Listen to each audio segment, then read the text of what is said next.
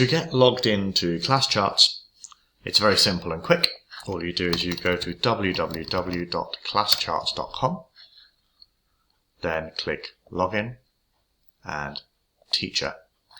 At this point, I suggest you add it as a bookmark into Microsoft Edge or to Google Chrome, whichever you prefer to use. On both, it's this little star here. Add this page to favorites.